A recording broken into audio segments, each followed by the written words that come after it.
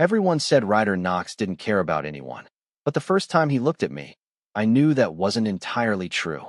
I didn't mean to notice him that day. I was new, still figuring out which hallway led to the gym and which one would get me lost for 20 minutes, clutching a crumpled schedule like it might magically rearrange itself. The air smelled like floor polish and cheap cologne, lockers slamming in uneven rhythm like a heartbeat I couldn't quite sync with. And then everything shifted. Not louder, not quieter, just different. People moved aside without being told. Conversations clipped short mid-sentence. A ripple, subtle but real, passed through the hallway, and I followed it before I could stop myself. That's when I saw him. Ryder Knox leaned against a row of lockers like he belonged there more than anyone else, like the space had been built around him instead of the other way around. Dark hoodie, sleeves pushed up just enough to show his wrists, head tilted slightly, as if he were bored of everything and everyone at the same time. He wasn't doing anything. That was the thing. He didn't have to. The silence around him did all the work. I should have looked away. Any normal person would have. But I didn't. My fingers tightened around the strap of my backpack, nails digging into the worn fabric as if that could anchor me in place. Because there was something off about the way he stood there, not dangerous exactly, not in the way people whispered about, but distant, like he was somewhere else entirely, even while standing right in front of me. And then his eyes lifted. Just for a second. Just enough. They landed on me like I'd stepped into a spotlight I didn't ask for, sharp and unreadable, and not as cold as I expected. I froze. Completely. My brain scrambled for something logical, something safe, but all it came up with was the steady, inconvenient realization that I couldn't look away. He didn't smile, didn't frown, didn't do anything that would make sense of the moment. But something in his expression shifted, barely there, like the flicker of a light behind a closed door, and then it was gone. He looked past me, like I was just another face in a hallway full of strangers. The spell broke. Noise rushed back in. Lockers slammed again. Someone laughed too loud behind me. I exhaled without realizing I'd been holding my breath, shoulders loosening as I forced myself to move. Just walk. Keep going. Don't turn around. Except I did. Of course I did. And he was still there. Still leaning. Still untouchable in the way people described. But now I couldn't unsee it. The way his posture eased just slightly when no one was paying attention. The way his gaze softened for a fraction of a second before snapping back into place like a mask. Everyone else saw a bad boy they were supposed to avoid. Someone to whisper about. Someone to fear. But standing there, halfway down a hallway I still didn't know how to navigate, I had the strangest, most unsettling thought of my entire life. Maybe they were all wrong. Or maybe they just weren't looking close enough. I told myself I would not look for him again, which lasted exactly until the next morning when I walked into school 10 minutes early and immediately scanned the hallway like it was second nature, like something in me had already decided he mattered more than my own common sense. And I hated that. I really did. Because I had known him for less than 24 hours and already my brain was rearranging priorities around a guy everyone else avoided on purpose. But there he was again, not in the same spot this time, sitting instead on the edge of a bench near the lockers with his head slightly lowered, one earbud in, fingers tapping slowly against his knee like he was keeping time to something only he could hear. And it was strange how normal he looked like that. Not intimidating, not dangerous, just there, existing in a way that did not match the stories I had heard. And I almost walked past him.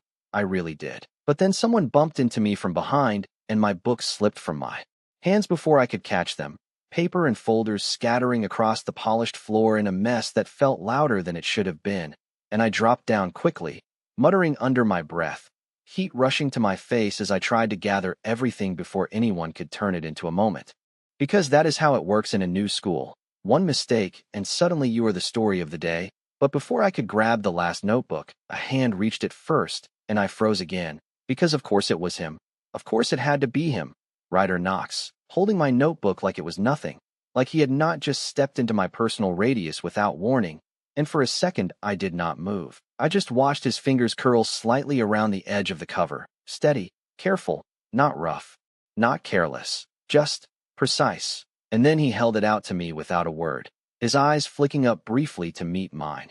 And there it was again, that almost imperceptible shift, like something in him softened for half a heartbeat before locking back into place. And I took the notebook a little too quickly, our fingers brushing for the smallest second, barely there. but enough to send something sharp and unexpected through my chest. Like my body noticed before my brain could catch up, and I cleared my throat, forcing out a quiet thank you that sounded smaller than I intended. But he nodded once, just once, like that was enough, like he did not need anything more. And then he leaned back again, slipping into that same distant posture as if the moment had never happened at all, except it had, and I could not ignore it now, because no one else moved like that around him. No one else got that version of him. The one that did not feel like a warning sign. The one that felt careful. And as I stood up, clutching my books a little tighter than necessary, I realized something that made my stomach twist in a way I was not ready to deal with. Because it was not just curiosity anymore. It was something deeper, something quieter, something that made me glance back one more time even though I told myself not to. And when I did, he was already looking at me again, not cold, not distant, just watching, like he was trying to figure me out the same way I was trying to figure him out. And for the first time since I got here, I was not thinking about getting lost in the hallways or saying the wrong thing or fitting in. I was thinking about him, about the way everyone else seemed to get one version of Ryder Knox while I kept catching glimpses of another. And I had a feeling, a strong and slightly terrifying feeling, that this was only the beginning of something I did not fully understand yet. By the time third period rolled around, I had already broken every promise I made to myself about staying away from him, because it turns out it is a lot easier to avoid someone in theory than it is in a building where the hallways seem to loop back on themselves like a maze designed to test your self-control. And I was halfway through opening my locker when I heard my name for the first time that day, not from a teacher, not from someone trying to be friendly, but from the front office speaker, calling both Noah Hayes and Ryder Knox to the main office. And my stomach dropped immediately because there was no logical reason our names should be in the same sentence. Not unless the universe had a very specific sense of humor. And as I made my way down the hall, I could feel the looks already, curious, confused, some of them almost amused, like people were already writing a story in their heads about what this could possibly mean. And when I stepped into the office, he was already there, leaning against the counter with that same unreadable expression, like being summoned out of class was just another inconvenience he had decided not to react to. And for a second I considered turning around and pretending I got the message wrong. But it was too late. The secretary glanced up and waved me in, handing us both a packet without much explanation beyond the words "New Semester Peer Collaboration Assignment," which sounded harmless until I looked down and saw both of our names printed, side by side at the top of the page, and I actually blinked, once, twice, like the paper might correct itself if I gave it enough time, but it did not. It stayed exactly the same, Ryder Knox and Noah Hayes, partners for the next 6 weeks, and I let out a slow breath I did not realize I was holding, because this was not just coincidence anymore. This was proximity, forced and unavoidable, the kind that makes it impossible to pretend something is not happening when it clearly is, and I risked a glance up at him, expecting annoyance, maybe even resistance, but instead he was just looking at the paper, quiet, thoughtful in a way that did not match the image everyone else had built around him. And then he nodded once, like he had already accepted it, like he was not going to argue or push back or make a scene. And that somehow made it worse, because now there was no easy excuse to keep my distance, no reason to walk away without looking suspicious. And as we stepped back into the hallway together, side by side but not quite close enough to touch, I became painfully aware of how different the air felt when he was near, heavier, quieter, like everything else had been turned down just a little, and neither of us spoke at first, the silence stretching just long enough to feel intentional, until finally he broke it, his voice low and even, not sharp, not dismissive, just calm, asking what class I had next, like it was a normal question between normal people who had not spent the last 2 days pretending not to notice each other. And I answered before I could overthink it, my voice steadier than I felt, and he nodded again, adjusting his pace slightly to match mine, without making it obvious. And that was the moment it clicked, not all at once, but enough to settle somewhere in the back of my mind. Because this was not how someone acted when they wanted to keep their distance. This was not how someone acted if the rumors were entirely true.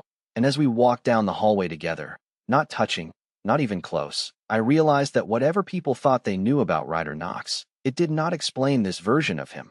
The one who did not pull away, the one who did not make me feel like I should leave. And the more I tried to make sense of it, the clearer one thing became: I was not just stuck with him for 6 weeks. I was about to learn something no one else seemed to understand, and I was not sure if that was a good thing or the beginning of something I would not be able to step away from once it started. Working with him should have felt awkward or tense, or at the very least uncomfortable in a way that made every second stretch longer than it needed to, but it did not, and that was the problem, because the first time we actually sat down together in the library after school, it felt almost normal, which made everything else about him harder to believe.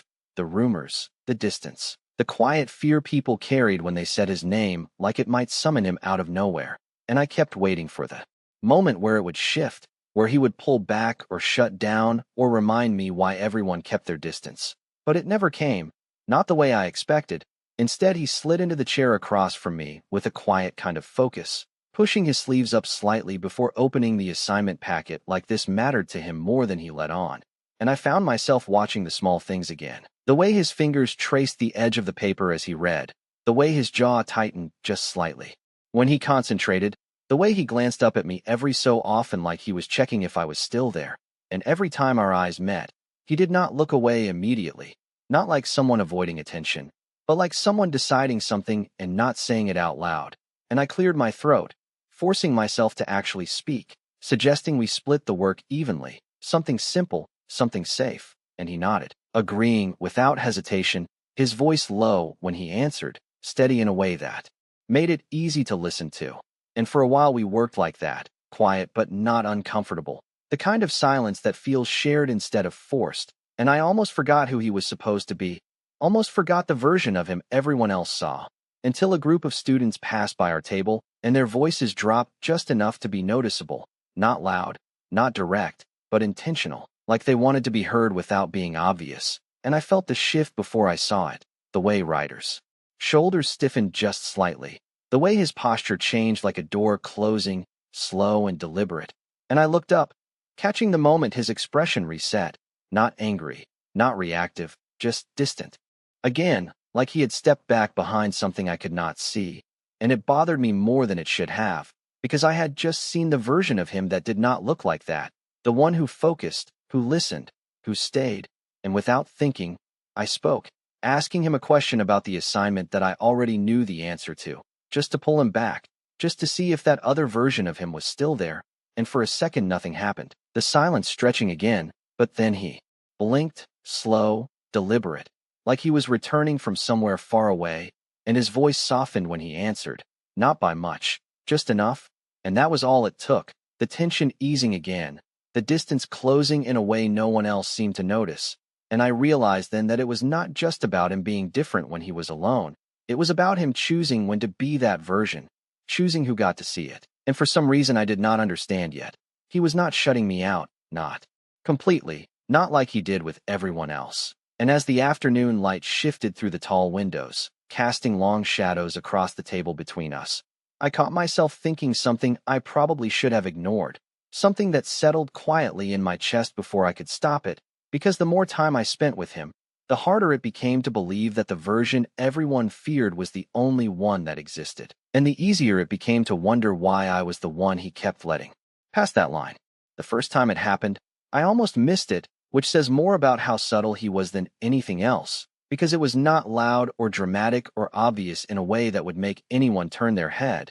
It was quiet, almost invisible unless you were paying attention the way I had started to without meaning to.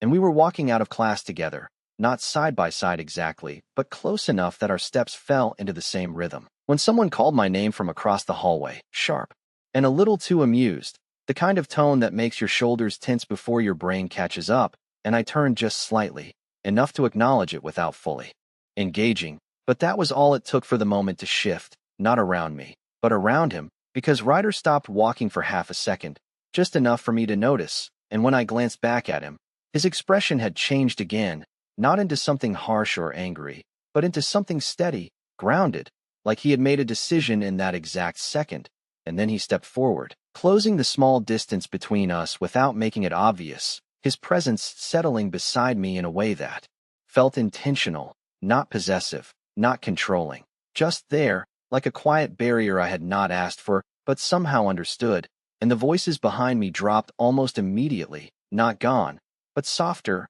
less certain, like whatever they were planning to say did not feel worth it anymore, and I did not need to turn around to know why, because I could feel it, the shift in the air, the same one I had noticed on my first day. Except this time I was standing inside it instead of watching from the outside, and I swallowed, my grip tightening slightly on the strap of my bag as I kept walking, pretending everything was normal even though it clearly was not, and neither of us said anything for a few seconds, the silence stretching again, but it was different this time, heavier in a way that made it impossible to ignore what had just happened, and I finally glanced at him, just a quick look, enough to catch the way his jaw had relaxed again, the tension fading as quickly as it had appeared, like flipping a switch no one else could see, and I exhaled slowly, the question already forming before I could stop it, asking him why he did that, why he stepped in like that when he did not have to, and for a moment he did not answer, his gaze fixed ahead like he was deciding how much to say, if anything at all, and then he shrugged, small, almost dismissive, like it did not matter, like it was nothing. But his voice when he finally spoke was softer than usual, quieter, like he did not want anyone else to hear it, saying that it was easier that way, and I frowned slightly, not understanding, because easier for who, for me or for him, but before I could ask, he glanced at me, just once, and there it was again, that same flicker I could not explain, something careful, something deliberate, something that did not match the version of him everyone else saw, and it settled in my chest in a way that felt both comforting and unsettling at the same time, because this was not random anymore. It was not coincidence or imagination. It was a pattern, small but consistent, and the more I noticed it, the harder it became to ignore the truth building quietly. Underneath it all, because Ryder Knox did not act like this with anyone else, he did not soften, he did not step closer, he did not make space unless he chose to, and for reasons I still did not fully understand, he kept choosing to do it with me. And as we reached the end of the hallway and slowed to a stop where our paths split, I realized something that made my chest tighten in a way I was not prepared for. Because I was no longer just curious about him, I was starting to expect this version of him, the quiet one, the careful one, the one who stayed just close enough to make everything else feel different, and that expectation, more than anything else, was the part that scared me the most. I should have known it would not stay simple, because things like this never do, not when something starts to matter more than it is supposed to. Not when you begin to rely on moments that were never promised to you in the first place. And it happened 2 days later in a way that felt small on the surface, but landed harder than anything else had so far. Because we were back in the library, same table, same quiet rhythm we had fallen into like it belonged to us now. And for a while everything was normal again, or at least our version of normal. Him reading through notes, me organizing the outline, the soft scratch of pen against paper filling the space between us, and I caught myself relaxing into it, into him, into the way he would occasionally glance up just to check if I was still there like that mattered, and maybe that was my mistake. Maybe I let myself get too comfortable with something that was never defined. Because when his phone buzzed against the table, the shift was immediate, not loud, not dramatic, but sharp enough that I felt it before I even saw the screen light up, and he looked at it for half a second before his expression changed, not cold exactly, but closed, like a door sliding shut in a quiet room, and he stood up without explanation, grabbing his things in one smooth motion that felt practiced, like he had done this before, like leaving was easier than staying, and I blinked, caught off guard, asking if everything was okay, because that felt like the obvious thing to say, the normal thing, but he did not answer right away, he just hesitated, just long enough to make it noticeable, before shaking his head slightly, and saying he had to go. His voice back to that distant tone I had almost forgotten existed, and I felt something tighten in my chest, something small but sharp, because this was different from the other times. This was not him softening or stepping closer or choosing to stay. This was him pulling away, deliberately, and I watched him turn, watched him walk out without looking back, and for a second I just sat there, staring at the empty chair across from me like it might explain something if I gave it enough time. Like the answer might still be there in the space he left behind, but there was nothing, just silence that felt heavier than before, heavier than it had any right to be, and I exhaled slowly, leaning back in my chair as I tried to make sense of it, because I knew, logically, that I had no claim to any of this, no right to expect anything from him, not his time, not his attention, not the version of him he only showed in fragments.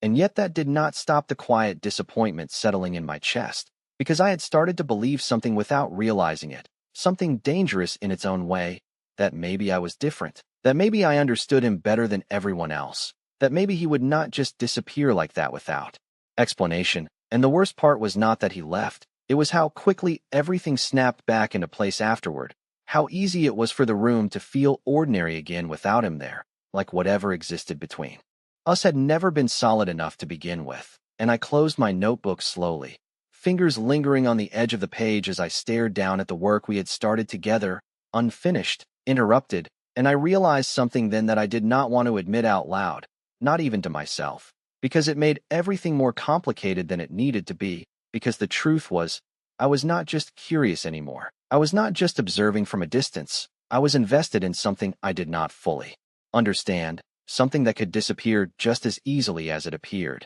And as I finally stood up and packed my things, the quiet question settled in the back of my mind, heavier than anything else, because if Ryder Knox could step into my space so easily, soften in ways no one else ever saw, and then walk away like it meant nothing, then I had no idea which version of him was real, and I was not sure which one I was starting to care about more.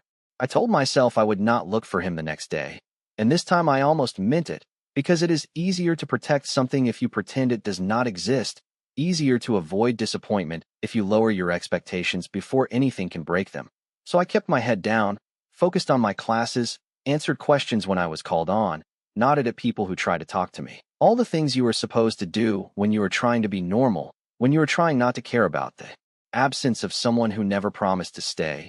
But it was impossible not to notice it, the gap where he should have been, the way the hallway felt just a little louder without that quiet shift in the air, the way no one moved aside anymore, no ripple, no pause, just noise and movement, and everything exactly the way it had been before I ever saw him. And that should have been a relief. It should have made things simpler. But instead it felt wrong, like something had been removed that I had already gotten used to. And by lunchtime I was tired of pretending it did not matter, so I gave in, just a little, scanning the cafeteria without making it obvious, telling myself it was just habit, just curiosity. But he was not there, not at his usual spot near the windows, not leaning against the far wall, nowhere I could see. And I pressed my lips together, forcing myself to look away before anyone noticed, because the last thing I needed was to become obvious about something I did not even understand myself. And I made it through the rest of the day like that, quiet, controlled, almost convincing myself I had imagined everything, that the version of him I saw was just a series of coincidences stitched together by my own expectations, until the final bell rang, and I was halfway to the exit when I heard my name again, not over the speaker this time, not from a teacher, but low and close, just behind me. And I stopped before I could think better of it, turning slowly, because some part of me already knew, already recognized the weight of that voice before I even saw him. And there he was, standing a few feet away like he had always been there, like he had not disappeared without explanation the day before, like nothing had changed at all, except it had, and I could feel it in the space between us, in the hesitation that did not use to exist, and for a second neither of us spoke, the silence stretching again. But this time it was not comfortable, not shared, it was something else, something uncertain, and I crossed my arms without realizing it. A small defensive gesture that I would have laughed at a week ago, asking him where he went yesterday because I needed an answer even if I pretended I did not, and he looked at me for a long moment before responding, his gaze steady but not distant, not closed off the way it had been before, just careful, like he was choosing each word before he let it out. And when he finally spoke, his voice was quieter than usual, almost rough at the edges, saying he had things to deal with, nothing more, nothing specific. And I waited, expecting him to add something, to explain, to fill in the gap he had left, but he did not. He just stood there, watching me like that should be enough, like that answer should settle something it clearly did not, and I exhaled slowly, shaking my head just slightly because it was not enough, not anymore, not after everything he had already shown me, and I told him that, not directly, not harshly, but enough for him to hear it in my tone, enough for him to understand that I was not going to pretend this meant nothing. And for a second something flickered across his face again, not annoyance, not anger, something closer to frustration, but not directed at me, and he stepped closer then, just one step, closing the distance in a way that made everything else fade out for a second, the hallway noise dulling at the edges, and his voice dropped even lower when he spoke again, telling me that it was easier if I did not get involved, that whatever I thought I saw was not something I should try to understand, and that should have been it. That should have pushed me away, created the distance he clearly wanted, but instead it did the opposite, because now I knew, without a doubt, that there was something there, something real. Enough for him to try to protect me from it. And as I looked at him, really looked this time, I realized that the version of Ryder Knox everyone feared was not the whole story, not even close, and whatever he was trying to keep hidden, it mattered enough for him to push me away before I got too close. And that only made one thing painfully clear: I was already closer than he wanted me to be. The next time I saw him, everything changed, not all at once, not in some dramatic way that would make sense to anyone watching from the outside, but in a quiet, irreversible shift that settled deep enough that I knew there was no going back to whatever this had been before, because it happened after school again, in the same hallway where everything always seemed to circle back to him, the light softer now through the tall windows, shadows stretching long across the floor as people filtered out in clusters, laughter echoing in pieces that never quite reached where we stood, and I had almost convinced myself to leave without looking for him when I felt it, that same subtle awareness, like my body recognized his presence before my mind did, and I turned without thinking, finding him already, watching me from across the hall, not hidden, not distant, just there, like he had been waiting without admitting it. And for a second neither of us moved, the space between us holding something unspoken, something heavier than it used to be, and then I stepped forward before I could second-guess it, closing the distance in a way that felt deliberate this time, not accidental, not forced by circumstance. And he did not pull back, did not retreat behind that wall I had seen him rebuild so many times. He just stayed, his gaze steady, his posture still, like he was letting this happen even if he did not fully understand why. And when I stopped in front of him, closer than we had ever stood before, I realized how quiet everything had become, how the noise of the hallway had faded into something distant and unimportant, and I asked him again, not about yesterday, not about where he went or what he was hiding, but something simpler, something that mattered more now. Why me? Why he kept letting me see the version of him no one else seemed to get.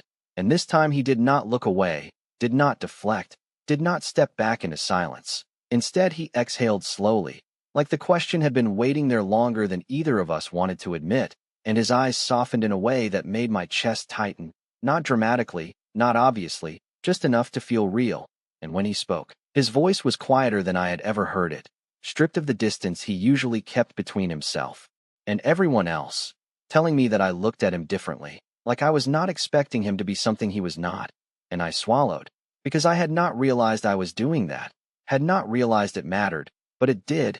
It mattered enough for him to notice, enough for him to respond to it. And he stepped closer then, not enough to close the space entirely, but enough that I could feel the shift again, that subtle pull that had been building from the beginning, and for the first time there was no hesitation in it, no push away, no retreat, just presence, steady and intentional, and I felt my fingers tighten slightly at my sides, grounding myself in the moment because it felt too easy to get lost in it, too easy to forget everything else. And he held my gaze like he was trying to say something without using words, like there were things he still was not ready to explain but did not want to hide from me either. And it was not a confession, not in the way people expect, not clear or defined or wrapped in something easy to understand, but it was something real enough to settle between us without breaking. And as the last few students passed by, their voices fading into the background, I realized that whatever this was, whatever he was letting me see, it was not accidental anymore. It was a choice, and the fact that he was still standing there, still looking at me like that, meant he had already made it. It did not happen all at once, not in a way that could be pointed to and labeled as the moment everything changed, but in the quiet space that followed, in the way neither of us stepped back even when we should have, in the way the air between us felt steady instead of uncertain, like something had finally settled into place without either of us forcing it. And I realized then that this was what made it different, not the rumors, not the distance, not even the way he softened around me, but the fact that he stayed, fully, without pulling away at the last second like he always had before. And for a moment I did not say anything, because there was nothing I could say that would not disrupt whatever this was, nothing that would not make it feel smaller than it already was. So I just stood there, meeting his gaze, letting the silence stretch without trying to fill it, and he did the same. His expression no longer guarded in the way I had gotten used to, not open in a way that made him vulnerable to everyone, but open enough for me. Just enough that I could see it clearly now. The difference, the shift, the choice, and I felt something steady in my chest, not sharp or overwhelming, just present, like a quiet certainty I had not noticed building until now. And I let out a slow breath, the tension I had been carrying finally easing as I said his name, not as a question, not as a challenge, just as it was. And the way his shoulders relaxed at that, the way his gaze softened just slightly more, told me everything I needed to know. Because people do not react like that unless it means something, unless it matters more than they are willing to admit out loud. And he took another small step closer, not enough to close the space completely, but enough that it felt intentional. Enough that I could feel the warmth of his presence without it being overwhelming. And when he spoke again, his voice was low and steady, not distant, not guarded, just real, telling me that he was not good at this, not good at letting people in, not good at explaining things he barely understood himself, but that I made it easier, and I swallowed, because that was not something I had expected to hear, not from him, not from someone who had built his entire presence around being untouchable. And yet here he was, saying it in the simplest way possible, without dressing it up or hiding behind anything. And I nodded slowly, because I understood more than I could explain, understood that this was not about perfect words or clear answers. It was about showing up, about staying, about choosing to be there even when it would be easier to step back. And I realized then that I did not need him to explain everything, did not need him to break down every wall at once, because he had already done something more important. He had let me see the part of him he kept hidden from everyone else, and he had not taken it back, not this time. And as the hallway emptied around us, the last echoes of footsteps fading into silence, I felt that quiet certainty settle deeper, because whatever this was, whatever we were building in small, careful moments, it was real, and it was not going anywhere, not if we both kept choosing it. And when he glanced at me again, that same almost imperceptible softness still there, I realized something that made everything else fall into place, because the version of Ryder Knox everyone feared still existed. It always would, but it was not the only version, not anymore, not when I was standing here, not when he looked at me like this. And as we finally turned to walk out of the building together, not rushed, not hesitant, just side by side in a way that felt natural now, I understood the truth I had been circling around since the beginning, that he had never changed for the world. He had just chosen not to hide from me, and somehow, that meant more than anything else.